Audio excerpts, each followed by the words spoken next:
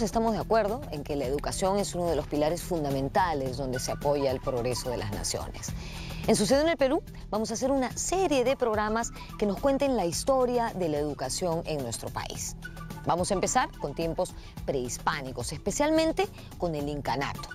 En el Imperio Incaico no existía una educación formal como la conocemos hoy en día. Eso llegó con la conquista europea, pero evidentemente sí existían formas de transmisión de conocimientos.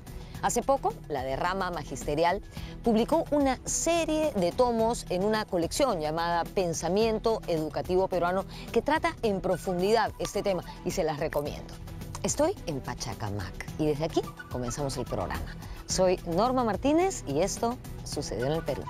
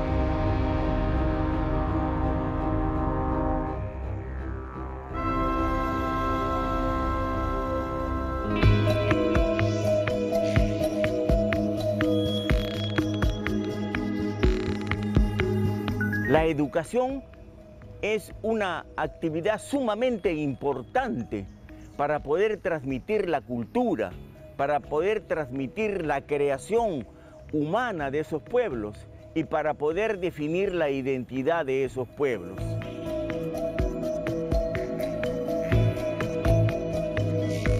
La educación era eminentemente práctica, la ciencia es práctica. Los muchachos aprenden viendo a sus padres, viendo a sus vecinos y aprenden poco a poco a través de los años las técnicas agrícolas, zoológicas, medicinales.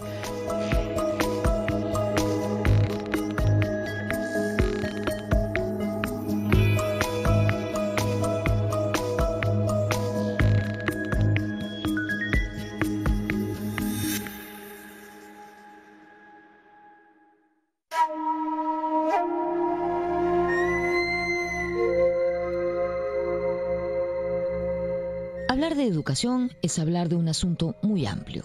Desde que nacemos, estamos educándonos. Los primeros cuidados maternos, las relaciones sociales que se producen en la familia o con los grupos de amigos, la asistencia a la escuela y cosas por el estilo son experiencias educativas, que entre muchas otras van configurando nuestro modo de ser. En ese sentido, no habría problema al hablar de una educación en tiempos prehispánicos, pero si nos referimos a una educación formal más entendida en términos occidentales, allí sí tendríamos que hacer algunas salvedades. Estamos trasladando un concepto de educación propio de la cultura occidental, enfatizado mucho más en la modernidad, a el mundo prehispánico, ¿no es cierto? Y creo que ese es un primer problema. Hablar de educación significaría pensar, digamos, en la formalización de una transmisión y asimilación de conocimientos, pero hechos de manera, digamos, muy estructurada, un sistema que implicara una organización, una formalización de la transmisión de conocimiento en el sentido occidental. Por eso yo prefiero no hablar de educación para la época prehispánica.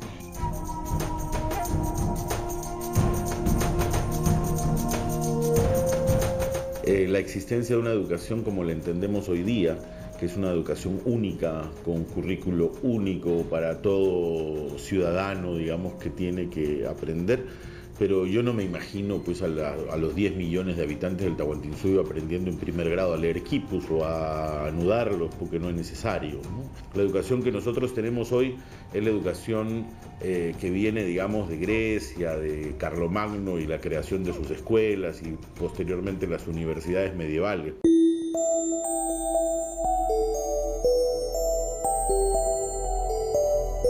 Lo cierto es que América prehispánica y el mundo andino en particular tenían sus propias características culturales. Aquí se había desarrollado a lo largo de miles de años una civilización auténtica, original, aislada del resto del mundo, sin conocer la escritura tradicional. Una de sus peculiaridades era la asimilación de conocimientos basados en la experiencia práctica.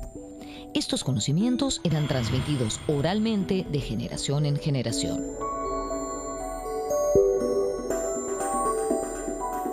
Estos conocimientos que el antiguo peruano creó acá en nuestro territorio se fueron transmitiendo de generación en generación y constituyeron una herencia cultural. No era una educación institucionalizada, con existencia de colegios, de institutos, sino era una educación directa entre las generaciones más viejas y los jóvenes, entre los abuelos, los padres y los niños, que transmitían ese conocimiento.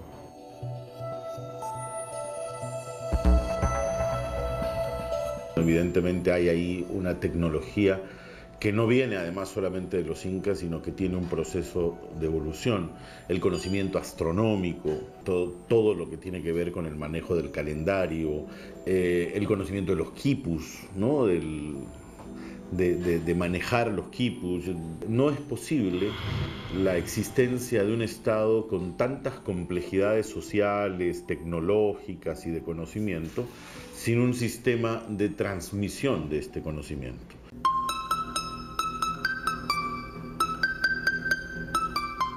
Transmitir conocimientos al margen de la vía formal es una práctica vigente en nuestro país y se ha convertido a través de los años en una de las herramientas fundamentales para preservar la cultura.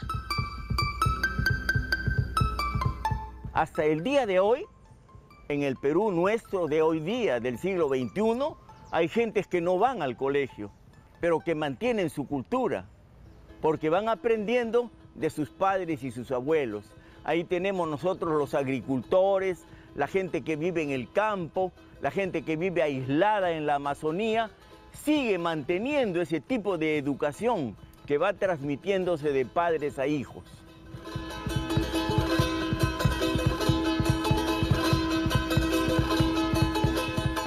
Que es un sistema oral, donde no solamente se transmiten los conocimientos necesarios para vivir, sino también se transmiten códigos éticos, ¿no? Las cosas que la gente tiende a pensar como correctas, una transmisión oral que todavía la seguimos viendo no solo en los pueblos indígenas peruanos o americanos, sino en todos los pueblos rurales del mundo, ¿no?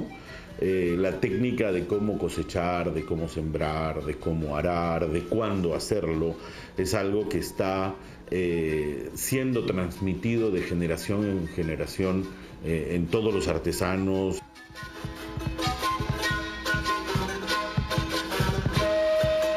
La sociedad andina prehispánica era fundamentalmente rural y comunitaria, trabajadora y pragmática. Esto se reflejaba en la forma de transmitir conocimientos entre los más jóvenes.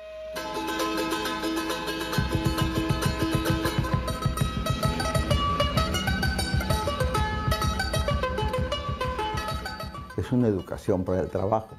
Si la comunidad, vamos a decir, prioritariamente es pescadora, entonces todo está referido al arte de pescar y los niños van a aprender cómo pescar, van a aprender el juego de las mareas, los vientos, cómo construir una embarcación, etc.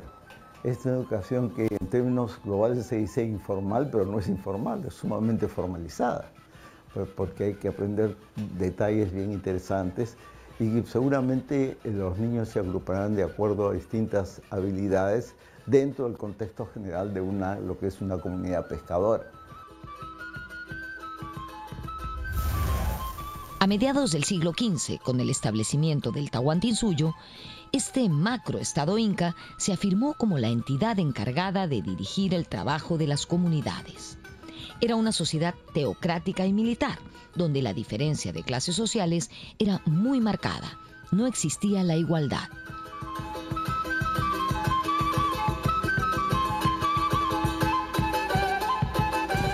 La sociedad antigua del Perú fue una sociedad de clases, estaba dividida en clases sociales. Había una élite, habían sectores inferiores, otros muy inferiores.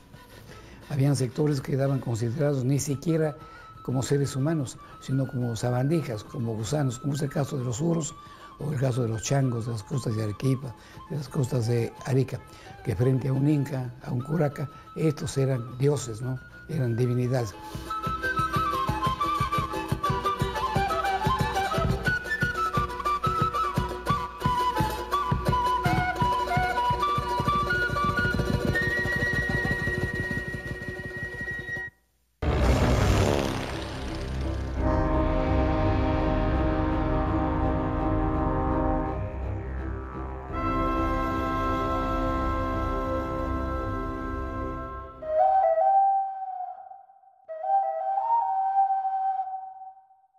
A lo largo de sus dominios, el Estado inca se encargó de propagar varias narraciones que los colocaban a ellos como los grandes civilizadores del mundo andino.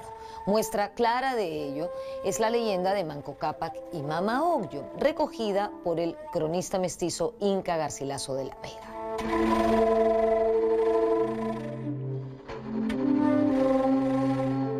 Según esta leyenda, los fundadores del Cusco e hijos del Sol, Manco Cápac y Mama Ocllo, fueron los grandes maestros que enseñaron a los primitivos hombres y mujeres de entonces distintos oficios.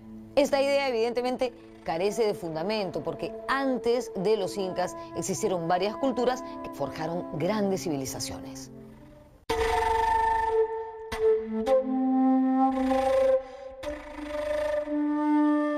Ellos transmiten de manera muy clara a través de sus miembros, de su nobleza, de sangre, de privilegio, de que existe un Estado que gobierna por derecho divino, cuyos gobernantes son hijos del sol, entonces son sagrados.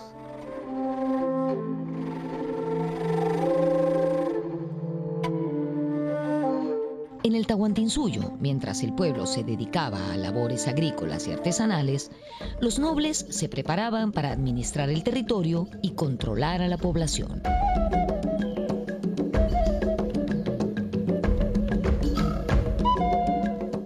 Esa élite de sangre y en menor grado de privilegio iba a gobernar.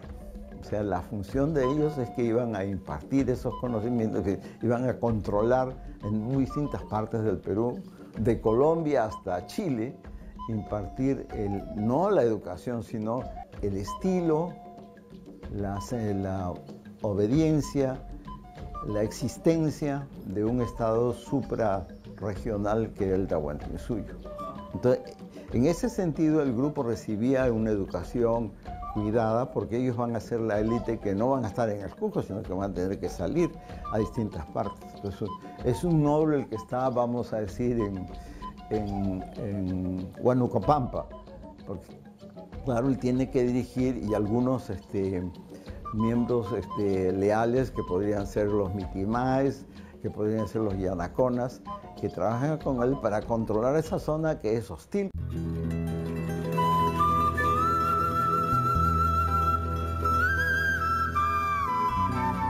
Pero en aquella época, como habían perfectos gobernantes, perfectos gobernadores, perfectos dirigentes, todo era a base de la experiencia, acudiendo, acompañando a sus progenitores, a la gente con experiencia, de tal manera que la enseñanza era práctica también, aparte de que todos sabían el manejo de los quipos. Toda la élite sabía quipos.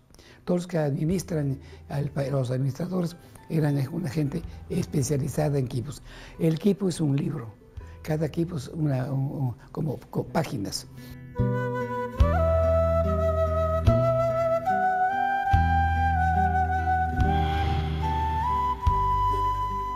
los funcionarios del Estado recibían conocimientos especializados. Un grupo de estos funcionarios eran los llamados quipucamayocs, personajes encargados de llevar la contabilidad de los depósitos estatales en los quipus. Como sabemos, los quipus eran un conjunto de cuerdas anudadas que servían para contabilizar objetos y también hechos históricos. En la sociedad inca existían las élites gobernantes y las clases populares. La clase dirigente estaba formada por la nobleza de sangre y la nobleza de privilegio, constituidas por señores de diversos rangos y atribuciones en lo militar, en lo civil y en lo religioso. También parte de esta élite eran los administradores del Estado, como los quipucamayocs. Los quipucamayocs aprendían desde pequeños y observando a sus padres el arte de leer los quipus. Ellos también eran los encargados de componer y descifrar estos nudos de acuerdo a cálculos muy precisos. Se cree que había un señor principal a cargo del cómputo general o de toda la información que almacenaban estos quipus, y él era el encargado de informar al Inca de la contabilidad de cada lugar del Tahuantinsuyo. El quipu era un instrumento auxiliar que permitía recordar el número, como dicen los cronistas. Permitía recordar el número, pero no la palabra, así dice, ¿ya? Entonces era un elemento que contribuía al recuerdo, pero los quipus eran enseñados para los quipucamayos, y los quipucamayos eran preparados por amautas que estaban en el Cusco y que eran especialistas en diversas actividades, y algunas de estas actividades eran enseñar la elaboración y la lectura de los quipus.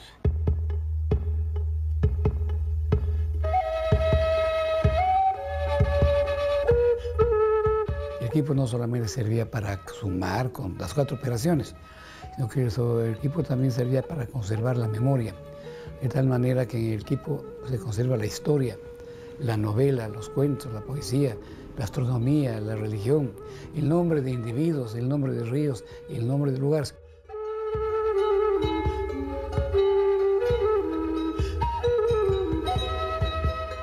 Se cree que entre la clase dirigente inca se estableció una educación formal, a la usanza europea.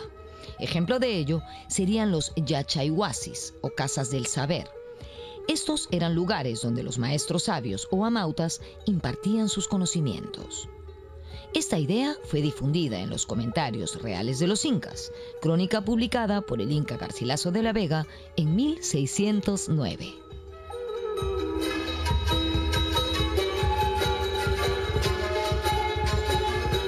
Garcilaso, ¿no?, que quería mostrar a una organización incaica muy equiparable con la organización española u occidental de la época moderna, ¿no? Entonces, en este paralelo surgen estas figuras y este tipo de organización.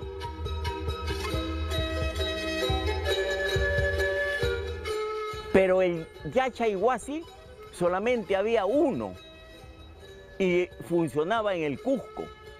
A este yachayhuasi iban los hijos de los nobles, más o menos desde los 10, 12 años. Y estaban ahí durante 4 o 5 años en el Cusco. O sea, podía ir un noble chimú del norte a los 12 años y estaba 4 o 5 años y después regresaba a su pueblo de origen. ¿A qué? A gobernar. Pero había sido educado de acuerdo a los criterios de los cusqueños, a los criterios de los incas. O sea, venía un chimú, pero regresaba un cusqueño, con mentalidad cusqueña.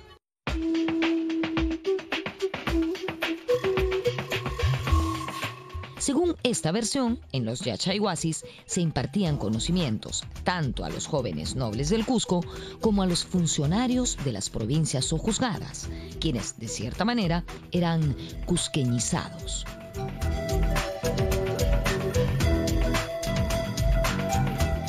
¿Qué les enseñaban? La lengua oficial, el quechua, les enseñaba la religión oficial del sol, les enseñaban las artes de la guerra y les enseñaban la historia. ¿Pero qué historia les enseñaban? La historia de los incas, para mantener el prestigio de la clase gobernante, para mantener el poder político de los incas. Y eso permitía formar gobernantes, y estos gobernantes, una vez que estaban en el Yachaywasi, eran distribuidos nuevamente a sus pueblos de origen, a todo el Perú, para dominar esas diferentes colonias que tenían los incas en diferentes partes.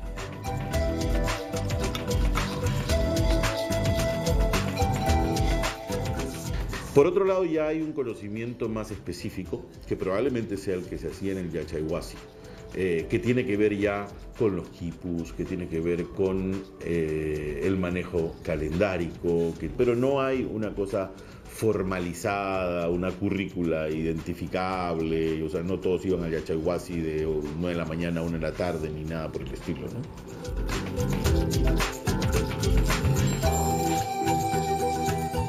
Todos dábamos valor a la crónica del Inca Garcilaso de la Vega, quien hablaba de que habían institutos, escuelas, colegios y hasta universidades en el Tahuantinsuyo. Y él, para demostrarlo, inclusive mencionó una palabra quechua, Yachaywasi. Yachay es sabio, sabiduría, y Huasi, casa, o sea, la casa de la sabiduría. Una universidad, como Salamanca, por ejemplo, ¿no? Y eso ha enorgullecido mucho a los peruanos, por lo menos hasta 1970, sobre todo a los indigenistas.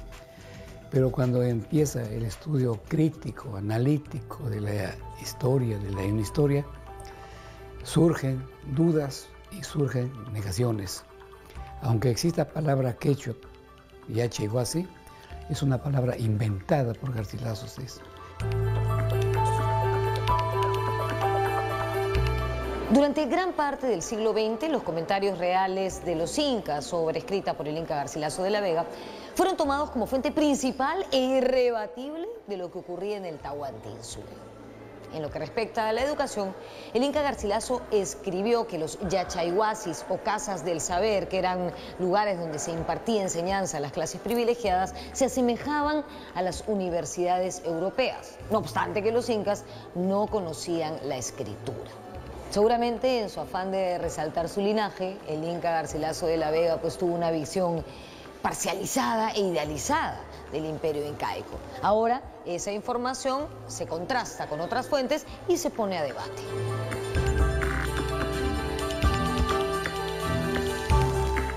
Que había gente que era depositaria del conocimiento y que era la encargada de transmitirlo en determinados contextos, por supuesto.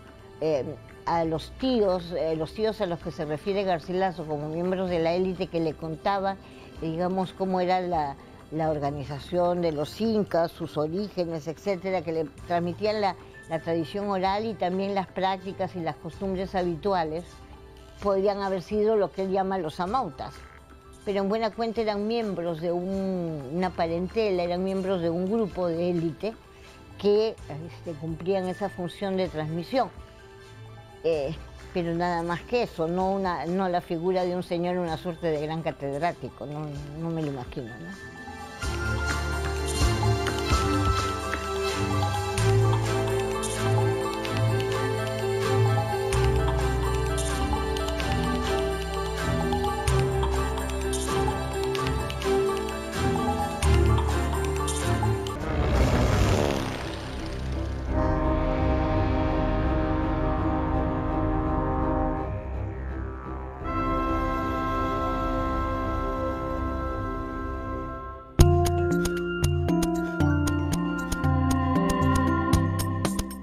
En los comentarios reales, el Inca Garcilaso señala que el Yachaywasi del Cusco estaba ubicado en el barrio de Huacapuncu, que quedaba al norte de la plaza principal de la ciudad. Este barrio era conocido también como el barrio de las escuelas, porque allí estaban las que había fundado Inca Roca. Y además era el lugar donde vivían los amautas. Yo sé que todos ustedes saben quiénes eran los amautas, pero por si acaso hay algún despistado, les recuerdo que los amautas eran los maestros o sabios que impartían conocimientos y que eran muy apreciados por sus discípulos.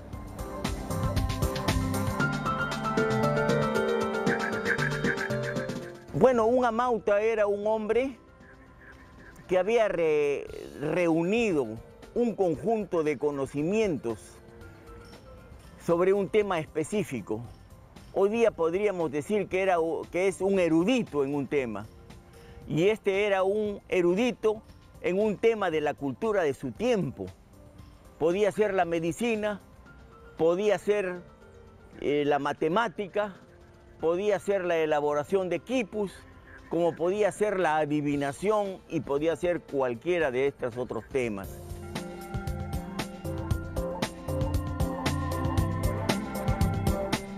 Los amautas me los imagino formados con una especie de tutoriales, ¿no? O sea, es un conocimiento transmitido entre una persona y otra, ¿no? A través de la vida, como los quipucamayos. O sea, el quipucamayo probablemente es alguien que empieza a ayudar a otro y termina asumiendo la función después, ¿no? Una transmisión de conocimientos directa, en este caso, porque es sumamente especializada, ¿no?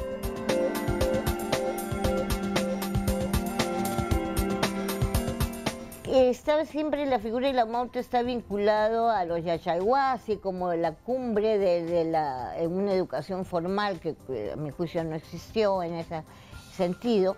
Es probable que a niveles de las élites naturalmente locales o incaica hayan habido, digamos, un manejo de transmisión, de conocimiento, de formación para, digamos, desarrollo de determinadas actividades que se daban cumpliendo una serie de requisitos, una serie de prácticas, pero que se hacían en eso de manera muy, digamos, directa y de forma muy pragmática.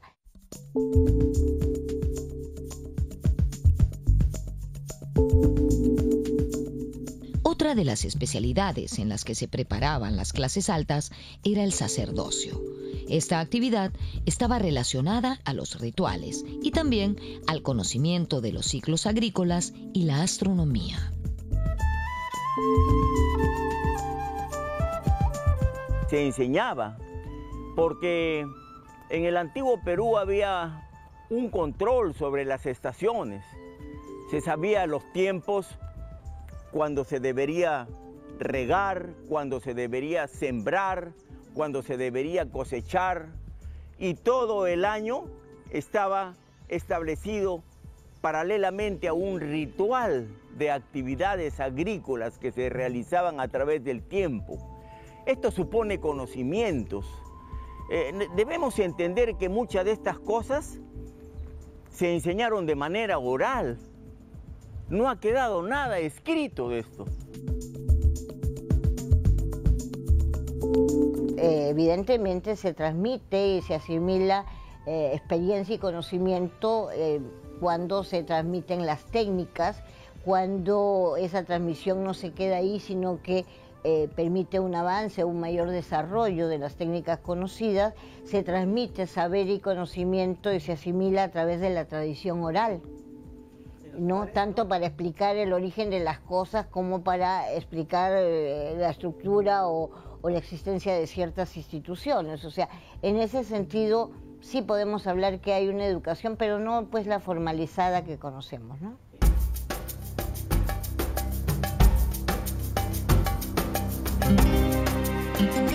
El mundo andino era un mundo de gente que caminaba. Recordemos el magnífico sistema de chasquis. No existían la rueda ni vehículos de transporte. El Inca iba cargado en andas. Por ello, fue muy importante la fuerza corporal, que gracias al trabajo colectivo permitió la construcción de grandes obras públicas, como Sacsayhuamán o Machu Picchu, por ejemplo. Entre las clases dirigentes se realizaba una ceremonia que ponía a prueba la resistencia y destreza física entre los jóvenes.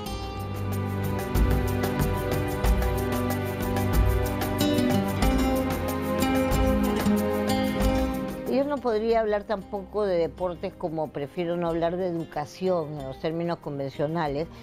Hay una preparación física, hay una habilidad de destreza física que permite enfrentar distintas condiciones o situaciones de la vida, ¿no? Por ejemplo, las actividades de corte bélico necesitaban pues una preparación o unas condiciones dadas para poder desarrollarlo, que venía con la práctica probablemente desde bastante temprano, ¿no es cierto? Digamos, hay ritos de iniciación como el huarachico, que marcan el paso de una edad a otra y de una situación a otra al interior de la élite incaica, que implicaban el despliegue de ciertas habilidades de carácter físico. Cristóbal de Molina habla de la fiesta del huarachico, que es el momento donde los orejones, los miembros de la nobleza cusqueña, dicen los cronistas, se arman caballeros, pero en realidad se hacen adultos, ¿no? Pero para ser adultos tienen que pasar una serie de pruebas, y para pasar esa serie de pruebas tienen que recibir cierto entrenamiento. Y ese es, digamos, parte de ese sistema de transmisión de conocimiento, ¿no? La formación de las élites incaicas no solamente se daba en el plano intelectual, sino también en el plano físico. Este era el caso del huarachico, una ceremonia que representaba un rito de paso a la mayoría de edad y se daba entre los jóvenes de las clases dirigentes. Ocurría en diciembre, durante las festividades del Capac Raimi. El huarachico era una ceremonia ritual y deportiva que ponía a prueba la disciplina, la agilidad, la atención de estos jóvenes y también, por supuesto, su fortaleza física, que iba a ser requerida luego en las marchas forzadas que exigían las campañas militares.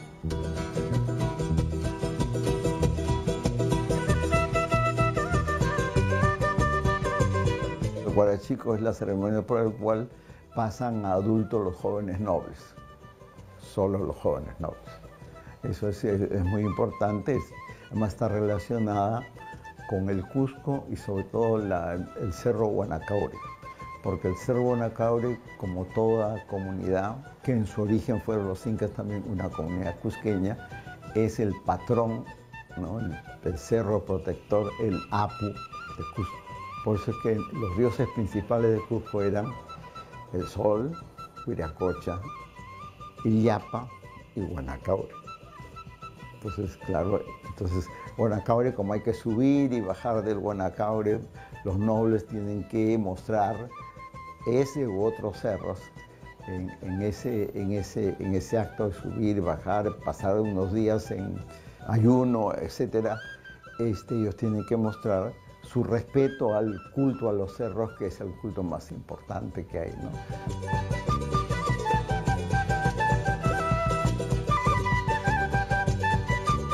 En todos los imperios antiguos, todas las altas culturas antiguas, siempre los que pasan a gobernar, tienen pretensiones de dirigir un país, tienen que demostrar no solamente su inteligencia cerebral, no tienen que demostrar también su resistencia física.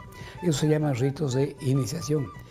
Tienen que ensayar años para eso, ejercicios físicos, heridas, dolores muy fuertes, y no quejar, no aguantarse. Eso sabemos por descripciones cómo fue el huarachico en el Tahuantinsuyo.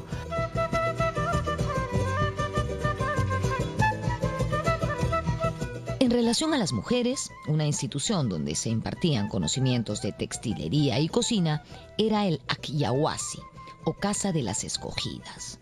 Una vez más, hablar de educación convencional resulta complejo, pues para varios investigadores, los Acyahuasis eran fundamentalmente centros de producción.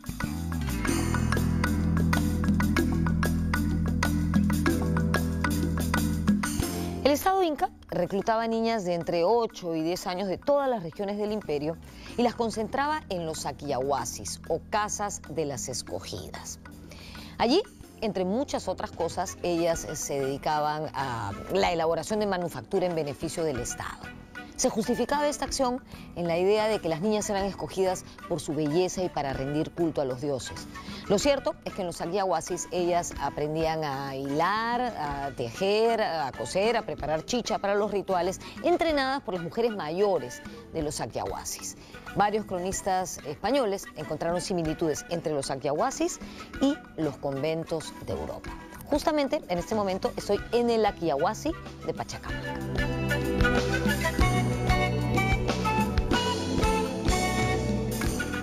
Las Saquias fueron confundidas pues, con las vírgenes vestales que tenía la religión romana, ¿no? La diosa Vesta, que era de una protectora de la vida, de la agricultura, tenía sus sacerdotisas.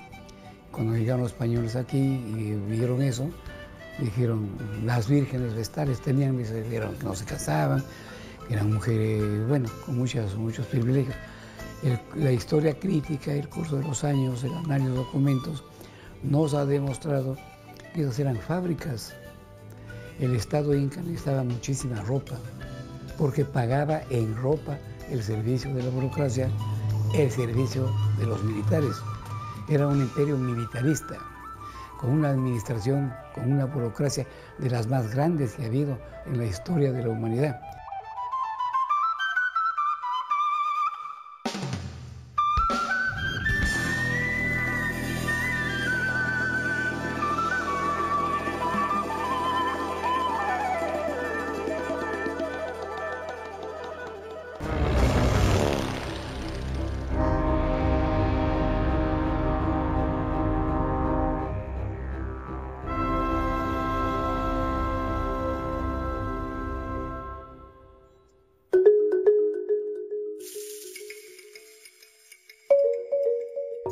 En los Saquiahuasis, ubicados en los centros administrativos del imperio, se fabricaban las prendas de vestir usadas por el Inca, la nobleza y el ejército.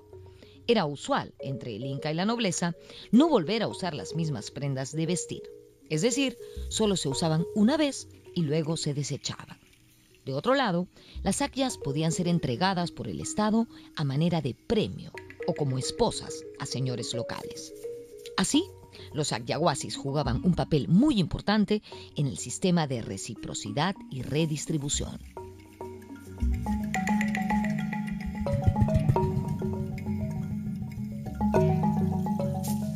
Las saquias son las mujeres dedicadas al tejido, las mujeres dedicadas a la preparación de chicha, las mujeres que son guardadas para el intercambio de mujeres. El Inca regala esposas, las intercambia, que son además puntos importantes del sostenimiento del Tahuantinsuyo, ¿no? Porque esos tejidos son destinados a la redistribución. No tiene que ver con el Yachaywasi, y no sé si el Yachaywasi sea exclusivamente masculino, quizás también vayan mujeres, pero no lo podemos saber.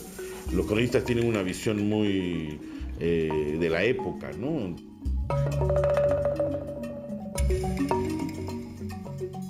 Había 42 ayahuasis distribuidos en diversas partes del Perú incaico. Entonces se formaban mujeres en esas 42 sitios y se les enseñaba básicamente las artes de tejer, de cocinar, de preparar las actividades domésticas, de todas estas cosas.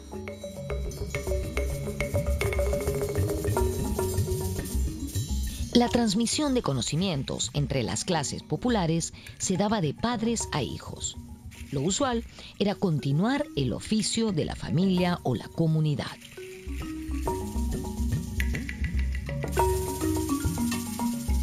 Todos nosotros hemos leído Garcilaso de la Vega y entonces habla del Yachaywasi y de los amautas, etc.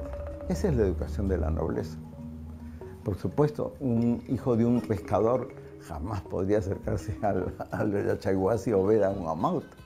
Eso pertenece a la educación de la nobleza.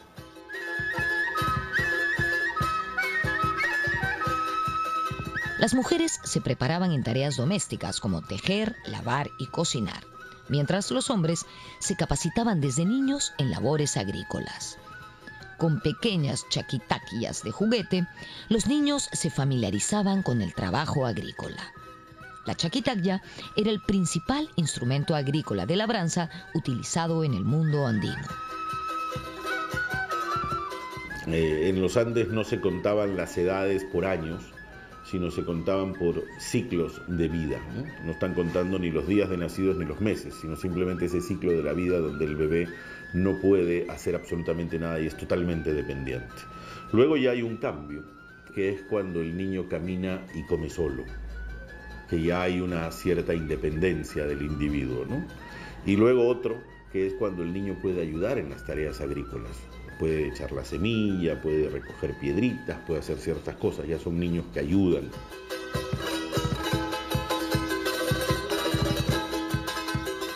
En el antiguo Perú, la base de la economía era la agricultura. La siembra y la cosecha necesitaban conocimientos especiales de acuerdo a la geografía del lugar.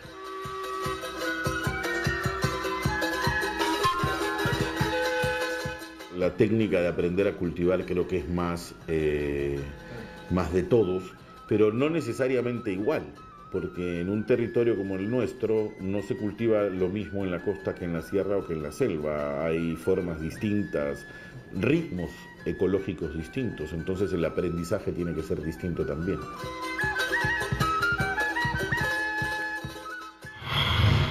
La llegada de los españoles y la violenta conquista supuso el derrocamiento del Estado inca.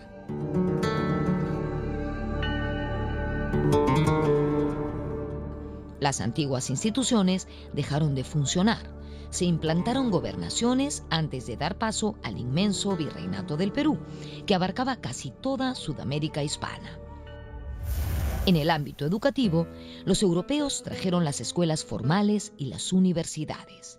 Pero esto no se realizó de manera homogénea, ni abarcó todo el territorio. Fue además casi exclusividad de la población acomodada, española o criolla.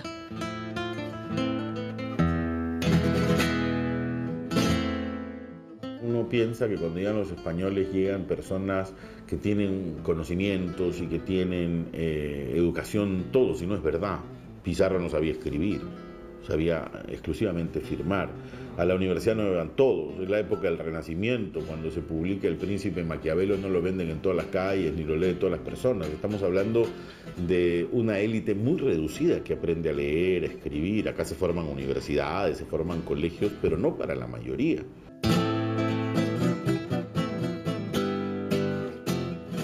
El grupo indígena que accedió a una educación formal fueron los curacas. Desde niños, los curacas fueron instruidos por congregaciones religiosas que los adoctrinaron en la fe católica y les impartieron valores culturales para servir a la corona.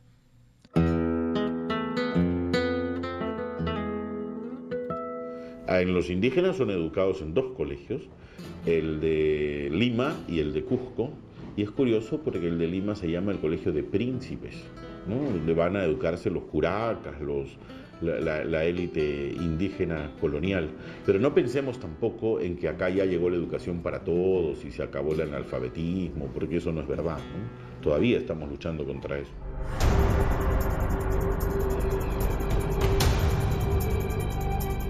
Los incas fueron la etapa final de un dilatado proceso histórico. El broche de oro luego de miles de años de una de las pocas civilizaciones originarias de la humanidad. Ellos consolidaron todos los aportes culturales que las naciones y pueblos andinos que los antecedieron acumularon a lo largo de muchos siglos.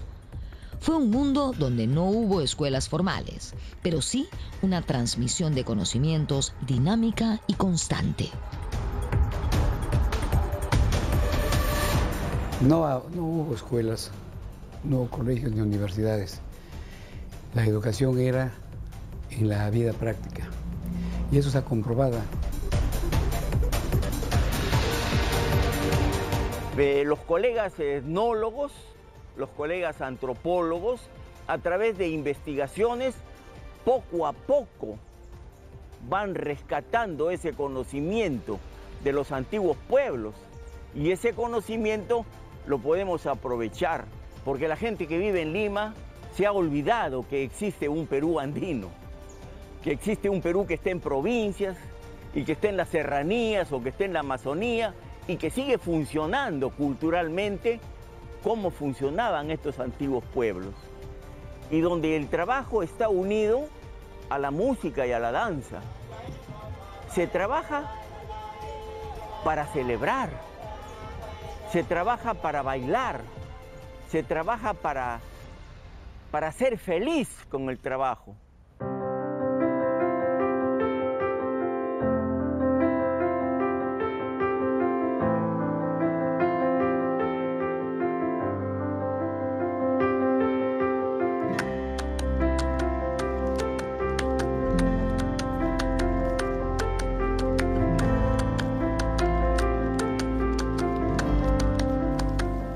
Muchísimo por investigar acerca de la educación en tiempos prehispánicos. Los incas no conocieron la escritura, o al menos hasta el día de hoy no se ha descifrado si la conocieron, y esto limita las fuentes. En todo caso, lo que sí sabemos era que los conocimientos en ese entonces se impartían oralmente y de manera práctica, como era lógico en una sociedad donde lo primordial era el trabajo. Nos vemos en la próxima.